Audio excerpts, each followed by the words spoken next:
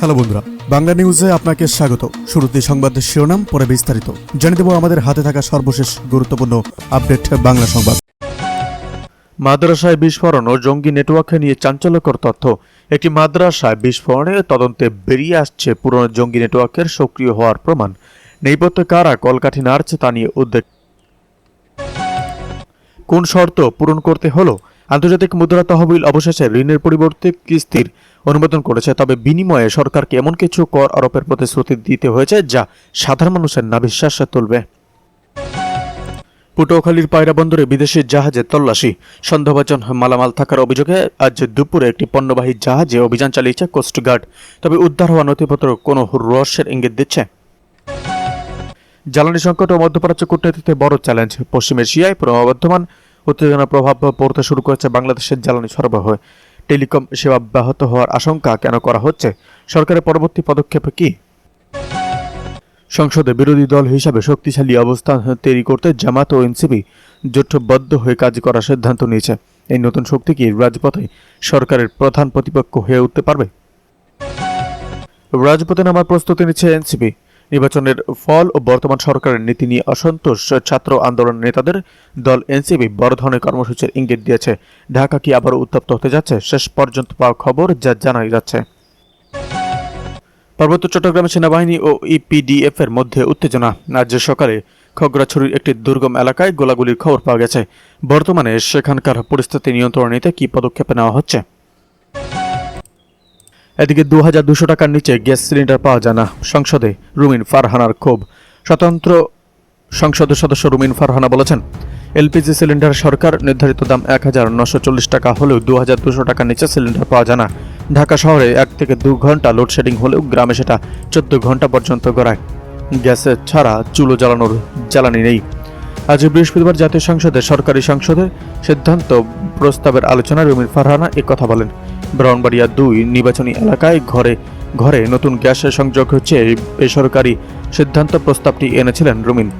অবশ্য বিষয়টি নিয়ে জ্বালানি মন্ত্রী ইকবাল হাসান মাহমুদের বক্তব্যের পর প্রস্তাবটি প্রত্যাহার করে নেন তিনি। স্বতন্ত্র সংসদ সদস্য রুমিন ফারহানা বলেন, মেঘনা ও তিতা পাসের দেশে ব্রাহ্মণবাড়িয়া। রুমিন বলেন, বাংলাদেশের শিল্প সংস্কৃতির রাজধানী বলা হয় ব্রাহ্মণবাড়িয়াকে। হে মাটিতে জন্ম নিয়েছেন রবীন্দ্রনাথ দত্ত ও আলী আহাদের মতো সংগ্রামী যোদ্ধারা, যাদের কল্যাণে বাংলা রাষ্ট্রমাতার স্বীকৃতি রয়েছে। মন্ত্রী আরও বলেন, বিগত সরকার জ্বালানি খাতে জবাবদিহি করতে হবে না এমন ইনডেমনিটি ও দায় মুক্তি আইন পাস। এদিকে ব্যর্থতা ঢাকতে ছাত্রদলের হাতে অস্ত্র তুলে দিয়েছে সরকার, বলেন সাদিক কায়েম। দেশে চলমান জ্বালানি সংকট, আইন শৃঙ্খলা পরিস্থিতির অবনতি এবং শিক্ষার্থীদের ওপর নির্যাতনের অভিযোগ তুলে ধরে সরকার ও ছাত্রদলের কর্মকাণ্ডের তীব্র সমালোচনা করেছেন ঢাকা বিশ্ববিদ্যালয় কেন্দ্রীয় ছাত্র সংসদের অর্থাৎ ডাকসু ভিপি সাদিক কায়েম। বৃহস্পতিবার মধ্যরাতে নিজের ফেসবুক অ্যাকাউন্টে দেওয়া একটি স্ট্যাটাসে তিনি দেশব্যাপী অস্থিতিশীলতা সৃষ্টির জন্য ছাত্রদলকে দায়ী করেছেন। সাদিক কায়েম তার স্ট্যাটাসে উল্লেখ করেন যে বর্তমান সরকার যখন জ্বালানি ব্যবস্থাপনা, কূটনৈতিক দুর্বলতা এবং আইন শৃঙ্খলা নিয়ন্ত্রণে চরমভাবে ব্যর্থ হয়েছে, তখন সেই ব্যর্থতা আড়াল করতেই তারা ছাত্র দলের লাঠিয়ান বাহিনী হাতে অস্ত্র তুলে দিয়েছে। তিনি অভিযোগ করেন, ক্যাম্পাসে রামদা ও চাপাতি নিয়ে ত্রাসের রাজত্ব কায়েম করা হয়েছে এবং ভুয়ো স্ক্রিনশট ব্যবহার করে শিক্ষার্থীদের বিরুদ্ধে পরিকল্পিতভাবে অপপ্রচার ও হত্যা চেষ্টা চালানো হচ্ছে। ঘটনার বিস্তারিত বিবরণে তিনি জানান, একটি ফেসবুকের স্ক্রিনশটকে ঘিরে উদ্দেশ্যপ্রণীতভাবে ছাত্র শিবিরের বিরুদ্ধে অপপ্রচার শুরু হয়, যা পরে ফ্যাক্ট চেকিংয়ে প্ল্যাটফর্মে ভুয়ো প্রমাণিত হয়েছে। এই ঘটনার বিচার ও নিরাপত্তার আবেদন জানাতে গিয়ে শাহবাগ থানায় গিয়ে ইসলামী ছাত্র শিবিরের প্রতিনিধি আবদুল্লাহ আল মাহমুদ এবং ওবায়দুর রহমান হাবিবুর সহ ডাকসু ও হল সংসদের একাধিক নেতা ছাত্রদলের হামলার শিকার হয়েছেন। হামলায় মুসাদ্দিক, জুবায়ের, আলভি, সাদিক, জুমা ও সালমা সহ বেশ কয়েকজন শিক্ষার্থী গুরুতর আহত হয়েছেন বলেও তিনি জানান। এদিকে ফার্স্ট ডিভিশনকে বাদ দিয়ে কি সেকেন্ড ডিভিশনকে নেওয়া যায়, প্রশ্ন জামাত এমপির।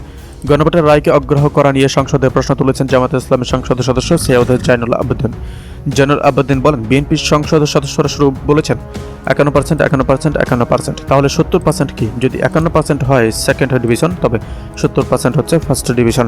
ফার্স্ট ডিভিশনকে ইগনোর করে কি সেকেন্ড ডিভিশনে গ্রহণ করা যায়? আজ সোমবার জাতীয় সংসদের রাষ্ট্রপতির ভাষণে ধন্যবাদ প্রস্তাবের আলোচনায় দাঁড়িয়ে একথা বলেন রাজশাহী, শ্যামপুর ও যাত্রাবাড়ি এলাকা নিয়ে গঠিত ঢাকা 4 আসনের সংসদ সদস্য জয়নুল আবেদিন। ত্রয়োদশ জাতীয় সংসদের নির্বাচনে বিএনপি প্রায় 51% ভোট পেয়ে নিরঙ্কুশ সংখ্যাগরিষ্ঠতা পেয়ে সরকার গঠন করে। অন্যদিকে জুলাই জাতীয় সনদ 2025 বা জুলাই সনদের সংস্কারগুলো বাস্তবায়ন প্রশ্নে গণভোটে প্রায় 70% ভোট হায়ের পক্ষে জামায়াতের নেতারা বলে আসছেন, জুলাই সনদে স্বাক্ষর করলেও ক্ষমতায় গিয়ে বিএনপি প্রতিশ্রুতি ভঙ্গ করছে, সংবিধান সংস্কার পরিষদ গঠন না করে দেশকে সংকটের দিকে ঠেলে দিচ্ছে। এদিকে সংসদে এনসিপি অনেক ভোকাল, বিরোধী দল হিসেবে জামায়াত দুর্বল বললেন রুমিন ফারহানা। সংসদে বিরোধী দলের মধ্যে বা বিরোধী জোটের মধ্যে এনসিপি বেশি ভোকাল ভূমিকা রাখছে বলে মন্তব্য করেছেন ব্রাহ্মণবাড়িয়া 2 আসনের স্বতন্ত্র সংসদের সদস্য রুমিন ফারহানা। আবার জামায়াতে ইসলামকে বিরোধী দল হিসেবে কিছুটা দুর্বল মনে হয়েছে তার। জার্মান ভিত্তিক গণমাধ্যম ডয়েচে ভেলেকে দেওয়া এক সাক্ষাৎকারে তিনি এসব কথা বলেন।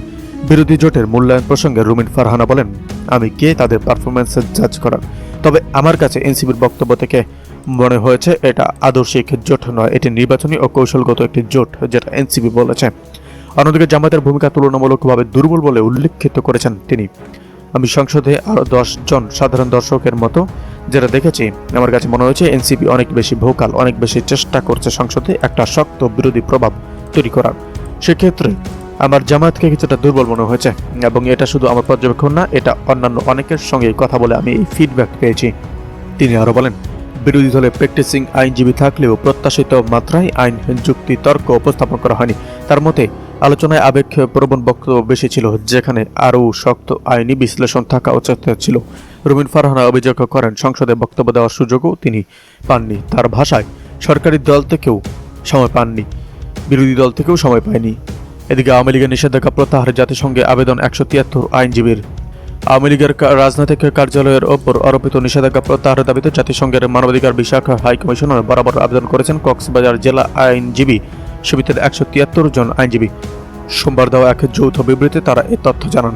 বিবৃতিতে আইনজীবীরা বলেন, জাতীয় সংসদে পাস হওয়া সন্ত্রাস বিরোধী বিল 2026-এর মাধ্যমে দেশের অন্যতম প্রাচীন রাজনৈতিক দল আওয়ামী লীগের কার্যক্রম নিষিদ্ধ করা হয়েছে, যা সংবিধানের 38 অনুচ্ছেদ ও মৌলিক অধিকারের পরিপন্থী। তারা উল্লেখ করেন, ভাষা আন্দোলন, 6 দফা, গণঅভ্যুত্থান, মুক্তিযুদ্ধের নেতৃত্বদানকারী একটি দলকে যথাযথ বিচারিক প্রক্রিয়া ছাড়া নিষিদ্ধ করা প্রাকৃতিক ন্যায় বিচারের নীতির লঙ্ঘন। বিবৃতিতে আরও উল্লেখ করা হয়, বাংলাদেশ জাতিসংঘের নাগরিক ও রাজনৈতিক অধিকার বিষয়ক আন্তর্জাতিক চুক্তির স্বাক্ষরকারী দেশ।